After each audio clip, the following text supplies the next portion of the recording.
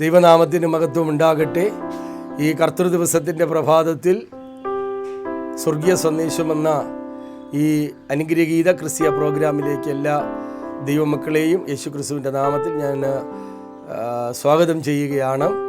കഴിഞ്ഞ ഒരാഴ്ചക്കാലം ദൈവം നമ്മളെല്ലാവരെയും കാത്തു സൂക്ഷിച്ചു. ആപത്തുകൾ, അനർത്ഥങ്ങൾ, പ്രതിസന്ധികളൊക്കെ കടന്നു വരുന്ന സാഹചര്യങ്ങളിൽ ദൈവം തൻ്റെ ഉള്ളംകരത്തിലെ വസ്തു പോലെ കാത്തു സൂക്ഷിച്ചു. ഇന്ന് അനുഗ്രഹിക്കപ്പെട്ട ഒരു കർത്തൃ ദിവസത്തിൻ്റെ പ്രഭാതം കാണുവാൻ തക്കവണ്ണം ദൈവം നമുക്ക് ഭാഗ്യം നൽകി. ദൈവത്തിൻ്റെ മനസ്സലിവാണ്. കഴിഞ്ഞ രാത്രിയിൽ ഉറങ്ങിയ എത്രയോ പ്രിയപ്പെട്ടവർ ഈ പ്രഭാതം കാണാൻ കഴിയാതെ ഈ ലോകത്തോട് മാറ്റപ്പെട്ടിരിക്കും. ദൈവം നമ്മളെ കാത്തു പരിപാലിച്ചു. ഇന്ന് ഈ പ്രഭാതത്തിൽ ഈ പ്രോഗ്രാം കാണുവാൻ ദൈവം നൽകിയ കൃപകളെ ഓർത്ത് ഞാൻ ദൈവത്തെ സ്തുതിക്കുന്നു. സകല മഹത്വം ഞാൻ എൻ്റെ ദൈവത്തിന് നൽകുകയാണ്.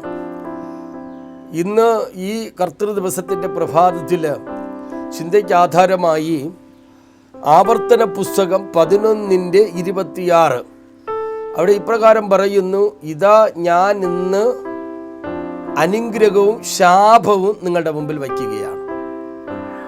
ഒന്ന്, ഇതാ ഞാനിന്ന് പിതാവായ ദൈവം പറയുകയാണ്, ഇതാ ഞാനിന്ന് നിങ്ങളുടെ മുമ്പിൽ രണ്ട് കാര്യങ്ങൾ കർത്താവ് പറയുന്നു. ഒന്ന് അനുഗ്രഹവും, രണ്ട് ശാപവും നിങ്ങളുടെ മുമ്പിൽ വയ്ക്കുകയാണ്.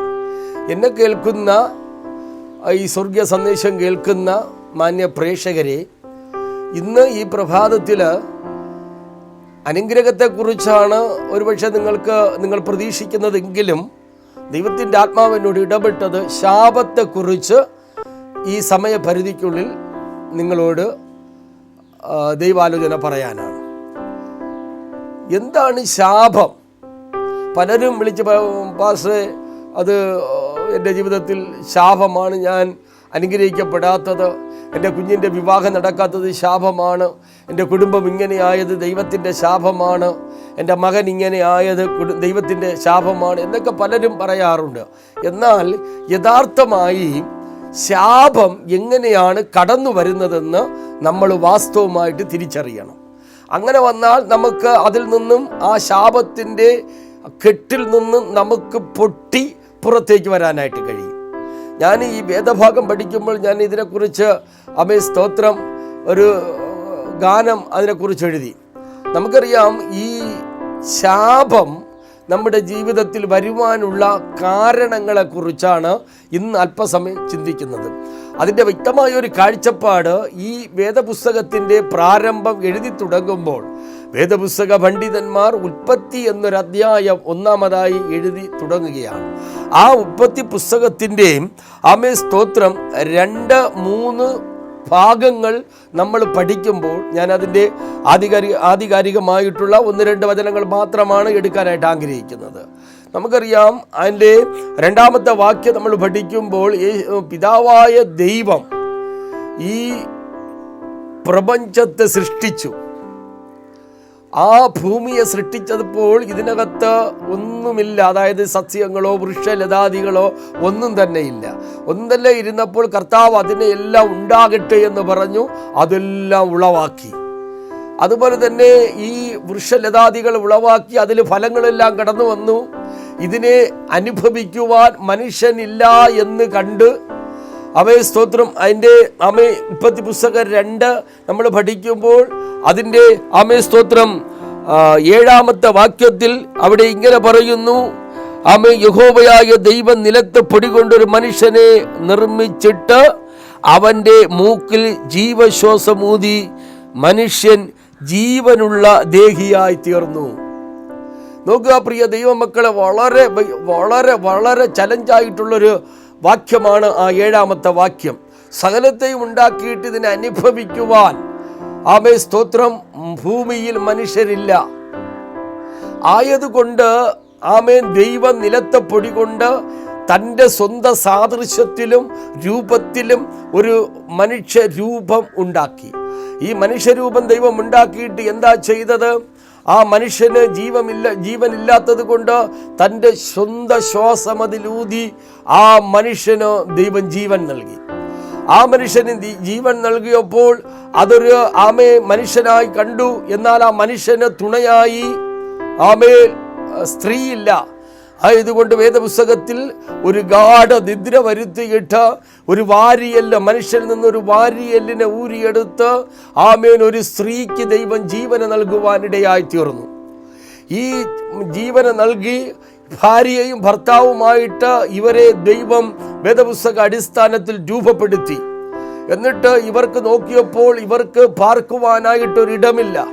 അങ്ങനെ പിതാവായ ദൈവം ഒരു ഏദൻ തോട്ടമുണ്ടാക്കി. ഏദൻ തോട്ടമുണ്ടാക്കിയിട്ട് ഇവർക്ക് ഭക്ഷിപ്പാനുള്ള കായ്കനികളെല്ലാം എല്ലാ വൃക്ഷലതാദികളിൽ നിന്നും ഫലം കഴിക്കാനായി ഏദൻ തോട്ടത്തിൽ അതിനെ ദൈവം സൃഷ്ടിച്ചുണ്ടാക്കി. എന്നിട്ട് പ്രിയ ദൈവമക്കളെ, ഈ മനുഷ്യനെ ദൈവം ഏദൻ തോട്ടത്തിൽ പാർക്കുവാൻ അനുവാദം നൽകുകയാണ്. നോക്കുക, അനുവാദം നൽകി. അതിൻ്റെ 2-ാം അധ്യായം നമ്മൾ പഠിക്കുമ്പോൾ ഹല്ലേലൂയ ആമേൻ 32:16-17 പറയുന്നു, ഇവരെവിടെ ആക്കിയിട്ട് പിതാവായ ദൈവം ഇവരെ വിളിച്ച് രണ്ടുപേരെയും അടുത്ത് നിർത്തിയിട്ട് പറഞ്ഞു, നിങ്ങൾക്ക് ഈ ഏദൻ തോട്ടത്തിലെ എല്ലാ വൃക്ഷഫലങ്ങളും നിങ്ങൾക്ക് കഴിക്കാം. ഒരു കുഴപ്പവുമില്ല, സന്തോഷത്തോടെ നിങ്ങളുടെ കുടുംബ ജീവിതം ഇവിടെ ആരംഭിക്കാമെന്ന് പറഞ്ഞു. എന്നാൽ ദൈവം അവരോട് ഒരു വാണിംഗ് കൊടുത്തത്, നിങ്ങളിതെല്ലാ വൃക്ഷഫലവും കഴിക്കാം, പക്ഷേ നിങ്ങളോട് ഞാനിതാ കൽപ്പിക്കുന്നു, ഈ തോട്ടത്തിലെ, ഈ ഏദൻ തോട്ടത്തിലെ നടുവിലുള്ള വൃക്ഷഫലം നിങ്ങൾ കഴിക്കരുത്. കഴിക്കുന്ന നാളിൽ നിങ്ങൾ മരിച്ചു പോകുമെന്ന് പിതാവായ ദൈവം ആമേൻ തൻ്റെ മനസ്സലിവിനാൽ, ആർദ്ര കരുണയാൽ, ദീർഘക്ഷമയാൽ, ദയയാൽ ആമേൻ ഭൂമിയിൽ ജീവിപ്പാൻ അനുവദിച്ച, പ്രത്യുഷ ഏദൻ തോട്ടത്തിൽ ജീവിപ്പാൻ അനുവദിച്ച സ്ത്രീയോടും പുരുഷനോടും പറഞ്ഞു, നടുവിലെ വൃക്ഷഫലം കഴിക്കരുത്. തിന്നുന്ന നാളിൽ നിങ്ങൾ മരിച്ചു പോകും. നിങ്ങൾ നന്മ തിന്മകളെ കുറിച്ച് അറിയുന്ന ഈ അറിവിൻ്റെ വൃക്ഷഫലം കഴിക്കരുത്. അറിവിൻ്റെ വൃക്ഷഫലം കഴിക്കരുത്. സ്ത്രീയും പുരുഷനും ആദാവും ഹവ്വയും പറഞ്ഞു, ഇല്ല കർത്താവേ, അങ്ങയെ ധിക്കരിച്ച് ഞങ്ങൾ ഒന്നും ചെയ്യത്തില്ല, ഞങ്ങൾ ഈ വൃക്ഷഫലം കഴിക്കത്തില്ല. പ്രിയ ദൈവം പൈതലേ, ദൈവത്തോട് പലപ്പോഴും നമ്മൾ ഇങ്ങനെയുള്ള വാക്തത്വങ്ങൾ കൊടുക്കാറുണ്ട്. ദൈവത്തോട് പലപ്പോഴും നമ്മൾ പറയാറുണ്ട്, യേശുവേ, നീ എനിക്ക് വിടുതൽ തന്നതുകൊണ്ട്, നീ എൻ്റെ കുടുംബത്തെ അനുഗ്രഹിച്ചതുകൊണ്ട് നിന്റെ വചനപ്രകാരം ഞങ്ങൾ ജീവിക്കും. അതുപോലെ തന്നെ ഈ സ്ത്രീയും പുരുഷനും പറഞ്ഞു, കർത്താവേ, നീ പറഞ്ഞ വചനപ്രകാരം ഞങ്ങൾ ഏദൻ തോട്ടത്തിൽ ജീവിക്കും. അങ്ങനെ അവർ ഒരു നന്മയ്ക്കും കുറവില്ലാതെ സന്തോഷത്തോടുകൂടെ ഏദൻ തോട്ടത്തിൽ ജീവിച്ചു കൊണ്ടിരിക്കുന്ന സമയത്ത് ഇവരുടെ കുടുംബ ജീവിതത്തെ നശിപ്പിക്കുവാൻ അവിടെ സാത്താൻ കയറി വരികയാണ്. അതിൻ്റെ 3-ാം അധ്യായം 1 മുതൽ ഹല്ലേലൂയ 18-ാം വാക്യം വരെ നമ്മൾ വായിക്കുമ്പോൾ അതിൻ്റെ പ്രത്യേകമായിട്ടുള്ള രൂപരേഖകൾ നമുക്ക് മനസ്സിലാക്കാനായി കഴിയും. പ്രിയ ദൈവമക്കളെ, ഈ ലൂസിഫർ അഥവാ സാത്താൻ ആദാം ഇല്ലാത്ത സമയത്ത് ഈ സ്ത്രീയുടെ അരികിലേക്ക് കടന്നു വരികയാണ്. അത് നമുക്ക് ഉൽപ്പത്തി 3-ൽ നമുക്ക് കാണാനായിട്ട് കഴിയും. ഈ സാത്താൻ അവിടെ കടന്നു വരുന്നത് പാമ്പിന്റെ രൂപത്തിലൊന്നും നമുക്ക് മനസ്സിലാക്കാനായി കഴിയും. ഇതിങ്ങനെ കടന്നു വന്നിട്ട് ഈ സ്ത്രീയോട് ചോദിക്കുകയാണ്, അല്ലയോ ഹവ്വേ, നിനക്ക് സ്തോത്ര സുഖമാണോ എന്നൊക്കെ ചോദിച്ച് കുറേ മോഹന വാഗ്ദത്തങ്ങൾ ഈ സാത്താൻ സ്തോത്രം ഹല്ലേലൂയ ഈ സ്ത്രീയോട് ഇങ്ങനെ സംസാരിക്കുകയാണ്. ഈ തോട്ടത്തിലെ നടുവിലെ വൃക്ഷഫലം എന്താ കഴിക്കാത്തത്? ആ വൃക്ഷഫലം കഴിക്കണം. അപ്പോൾ ആ സ്ത്രീ പറഞ്ഞു, ദൈവവചനം പറഞ്ഞു, കർത്താവ് ദൈവം ഞങ്ങളോട് പറഞ്ഞു, എല്ലാ വൃക്ഷഫലവും ഞങ്ങൾക്ക് കഴിക്കാം, നടുവിലുള്ള വൃക്ഷഫലം കഴിക്കാൻ പാടില്ല, അത് കഴിക്കുന്ന നാളിൽ ഞങ്ങൾ മരിച്ചു പോകുമെന്ന് ഞങ്ങളെ സൃഷ്ടിച്ച് ഇവിടെ ആക്കിയ കുടുംബ ജീവിതത്തിലേക്ക് ഞങ്ങൾ പ്രവേശിച്ച പിതാവായ ദൈവം ഞങ്ങളോട് കൽപ്പിച്ചിരിക്കുകയാണ്. ഉള്ള സത്യം പറഞ്ഞു. സാത്താൻ അപ്പോൾ ഒത്തിരി കൂടെ വൈരാഗ്യമുണ്ടായി, ഇത്തിരി കൂടെ വൈരമുണ്ടായി. ഇവരെ എങ്ങനെയെങ്കിലും ഇവരുടെ കുടുംബ ജീവിതത്തെ പൊളിക്കണം, എങ്ങനെയെങ്കിലും ഇവരെ നാമാവിശേഷമാക്കണം, എങ്ങനെയെങ്കിലും ഇവരെ നശിപ്പിക്കണം എന്ന് പ്ലാൻ ചെയ്ത ആ ലൂസിഫർ അഥവാ സാത്താൻ എന്ത് ചെയ്തെന്നറിയാമോ? നിങ്ങൾ ഇത് തിന്നരുതെന്ന് പറഞ്ഞതിൻ്റെ ദൈവം നിങ്ങളോട് ഇത് തിന്നരുതെന്ന് പറഞ്ഞതിൻ്റെ കാരണം നിങ്ങൾ ദൈവത്തെ പോലെയായി തീരും. അതുകൊണ്ട് ഹല്ലേലൂയ ആമേൻ, നിങ്ങൾ ഇതിനെ കഴിക്കുമ്പോൾ നിങ്ങൾ ദൈവത്തെ പോലെയായി തീരും, നിങ്ങൾക്ക് സകലതും കാണാൻ കഴിയും, സകലതും പ്രവർത്തിപ്പാൻ കഴിയും എന്ന് പറഞ്ഞുകൊണ്ട് ഈ സ്ത്രീയെ ഹല്ലേലൂയ അവളുടെ ജഡത്തിൽ മോഹമിങ്ങനെ കൊണ്ടുവരികയാണ്. ജഡത്തിൽ മോഹത്തെ ഉത്തേജിപ്പിക്കുകയാണ്. സ്തോത്രം. ഇങ്ങനെ മോഹന വാഗ്ദത്തങ്ങൾ പറഞ്ഞ ആമേൻ ഈ സ്ത്രീയെ ഈ പിശാച് ചതിക്കുകയാണ്. ഇങ്ങനെ ഒത്തിരി കാര്യങ്ങൾ ഇങ്ങനെ പറഞ്ഞപ്പോൾ എന്ത് സംഭവിച്ചെന്നറിയാമോ? ഇവളുടെ ജഡത്തിൽ ആ വൃക്ഷഫലം തിന്മാൻ നല്ലതെന്നൊരു മോഹം കടന്നു വന്നു. ഹല്ലേലൂയ. നമുക്കറിയാം പ്രിയ ദൈവമക്കളെ, മോഹം എന്ന് പറയുന്നത് ഒരു ഭയങ്കരമായ അപകടകാരിയാണ്. ഭയങ്കര വിഷം നിറഞ്ഞതാണ് ഈ മോഹമെന്ന് പറയുന്നത്. നമുക്കറിയാം ഈ അന്ത്യകാലഘട്ടത്തിൽ മോഹമെന്ന് പറയുമ്പോൾ ഹല്ലേലൂയ, യൗവന മക്കൾ തമ്മിലുള്ള സ്നേഹബന്ധം, ഒരു സഹോദരനെ ഒരിക്കൽ കാണുമ്പോൾ ആമേൻ ആ പെൺകുട്ടിക്ക് തോന്നും, ആമേൻ സ്തോത്രം, അവൻ പറയുന്ന കൂടെ പഠിക്കുന്ന ആമേൻ കൂട്ടുകാരൻ പറയുന്ന ചില വാക്കുകൾ അവളുടെ ഹൃദയത്തിനകത്ത് അട്രാക്ഷൻ ചെയ്യും. ആമേൻ അവൾ അതിനെക്കുറിച്ച് ചിന്തിപ്പാനിടയായി തീരും. അവളുടെ ജഡത്തിനകത്ത് ആ മോഹം ഇങ്ങനെ കയറി വരും. അവളുടെ ജഡത്തിലെ ചിന്ത പിന്നെ പൂർണ്ണമായി അവനോടൊപ്പമാണ്. ആ ചിന്ത കൊണ്ട് ആമേൻ ഈ ലോകത്തിൽ നമ്മൾ ഇന്ന് 95% കാണുന്നു. ആ ജഡത്തിലെ മോഹം കൊണ്ട് ആമേൻ ആ കൂട്ടുകാരനോടൊപ്പം ആ സഹോദരി ഇങ്ങനെ ചുറ്റി നടക്കുകയാണ്. എന്താണ് കാരണം? അവർ സംസാരിച്ച കാര്യങ്ങളത്രേ, അവർ പറയപ്പെട്ടതായ കാര്യങ്ങളത്രേ അവരെ ജഡത്തിലെ മോഹത്തിലേക്ക്, ജഡമോഹങ്ങളിലേക്ക് കൊണ്ടുപോകുവാനിടയായി തീർന്നത്. ആമേൻ ഇവിടെ ഇതാ ആ സാത്താൻ പറഞ്ഞ ഒറ്റ കാരണം കൊണ്ട് ആമേൻ സ്തോത്രം ഹവ്വയുടെ ജീവിതത്തിലേക്ക് ഹല്ലേലൂയ ജഡത്തിലെ ആമേൻ മോഹം കടന്നു വന്നു. അവൾ ഇങ്ങനെ തീരുമാനിച്ചു, വൃക്ഷഫലം തിന്മാൻ ഭംഗിയുള്ളത്. പ്രിയ ദൈവമക്കളെ, ഞാൻ പറയട്ടെ, അവൾ അതിനെ സ്തോത്രം ആമേൻ പറിച്ചെടുക്കുവാൻ തീരുമാനിച്ചു. രണ്ട് കാണാൻ ഭംഗിയുള്ള ഫലം, അത് കൺമോഹമാണ്, കണ്ണിലെ മോഹമാണ്. പ്രിയ ദൈവമക്കളെ, അതിന് ഏറ്റവും പ്രധാനപ്പെട്ട കാരണം ഹല്ലേലൂയ. പ്രിയ ദൈവമക്കളെ, സ്തോത്രം, അത് വീണ്ടും അവിടെ സ്തോത്രം അവൾക്കതിനെ ആ കണ്ണിലെ മോഹം കൊണ്ട് പിശാച് കൊടുത്ത ആ ജഡത്തിലെ സ്തോത്രം കാണാൻ ഭംഗിയുള്ള ആ ഫലമെന്ന് കണ്ടു. 2, അവളുടെ ജഡത്തിൽ അവൾ അത് കാണാൻ ഭംഗിയുള്ളതെന്ന് കണ്ടു. 3, പ്രിയ ദൈവമക്കളെ, അത് ജ്ഞാനം പ്രാപിപ്പാൻ നല്ലതെന്ന് അവൾക്ക് തോന്നി. ജ്ഞാനം പ്രാപിപ്പാൻ കാമ്യമെന്ന് തോന്നി. ഈ 3 മോഹങ്ങൾ ലൂസിഫർ അഥവാ സാത്താൻ അവളുടെ ഹൃദയത്തിനകത്ത് ഇൻജക്റ്റ് ചെയ്തപ്പോൾ, പറഞ്ഞ് അവളെ ഹൃദയത്തിനെ ഉറപ്പിച്ചപ്പോൾ, പ്രിയ ദൈവമക്കളെ, അവൾ എന്ത് ചെയ്തെന്നറിയാമോ? സ്ത്രീ അത് മനസ്സിലാക്കിയിട്ട് അതിനെ പറിച്ചെടുത്ത് തൻ്റെ ഭർത്താവിനും കൊടുത്ത് അവളും കഴിപ്പാനിടയായി തീർന്നു. എൻ്റെ ദൈവം ഒരു ഉത്തരവാദിത്വം ഏൽപ്പിച്ചാൽ ആ ഉത്തരവാദിത്വത്തിൻ്റെ നിയന്ത്രണത്തിൽ നീ ജീവിച്ചില്ല എങ്കിൽ നീ എപ്പോഴാണ് വഴിതെറ്റിപ്പോകുന്നത്? വഴിതെറ്റിപ്പോകുന്ന സമയത്ത് തന്നെ ആൾറെഡി എൻ്റെ ദൈവം നിന്റെ അരികിലേക്ക് വരും. പ്രിയ ദൈവമക്കളെ, ഇവർ പാപം ചെയ്തപ്പോൾ തന്നെ ദൈവം അടുത്തു വന്നു. ദൈവം വെയിലാറിയ സമയത്ത് ഏദൻ തോട്ടത്തിൽ വന്നു. ദൈവം വിളിച്ചു, ആദാമേ, ഹവ്വമേ, നിങ്ങൾ എവിടെ? അവർ പറഞ്ഞു, ഞങ്ങൾ ഹല്ലേലൂയ, ഞങ്ങൾ നഗ്നനാണ്. ഞങ്ങൾ ഹല്ലേലൂയ ആ വൃക്ഷഫലം പറിച്ചു തിന്നു. അങ്ങ് തിന്നരുതെന്ന് പറഞ്ഞ വൃക്ഷഫലം തിന്നുവോ എന്ന് പിതാവായ ദൈവം കേട്ടപ്പോൾ സ്ത്രീ പറഞ്ഞു, ഞാൻ പറിച്ചെടുത്ത് ഹല്ലേലൂയ പുരുഷനും കൊടുത്ത് ഞാനും കഴിച്ചു. പ്രിയ ദൈവമക്കളെ, അവിടെ ഇതാ അനുസരണക്കേട് കാണിച്ച ഒറ്റ കാരണം കൊണ്ട് ദൈവത്തിന്റെ ശാപവും ന്യായവിധിയും അവിടെ കടന്നു വരികയാണ്. സ്തോത്രം, പാപം നിമിത്തം അവർ ചെയ്ത ദൈവസന്നിധിയിൽ നിന്നിട്ട് കാണിച്ച അനുസരണക്കേടിന്റെ ഒറ്റ കാരണം കൊണ്ട് 5 ശാപവും അവിടെ കടന്നു വരികയാണ്. ന്യായവിധികളും കടന്നു വരികയാണ്. 1 ഈ ആരുമില്ലാത്ത സമയത്ത് ദൈവം വിലക്കപ്പെട്ട കനിയെ തിന്മാൻ മോഹം കൊടുത്ത ലൂസിഫർ അഥവാ സാത്താനെ, പാമ്പിനെ ദൈവം ശപിച്ചു. ശാപം ഇങ്ങനെയാണ്, നിന്റെ ജീവിതകാലം മുഴുവനും നീ ഉരസുകൊണ്ട് ഗമിച്ച് ജീവിതകാലം മുഴുവനും പൊടി തിന്നും. രണ്ടാമതായി സ്ത്രീയോട് ദൈവം കൽപ്പിച്ചു. ഹല്ലേലൂയ.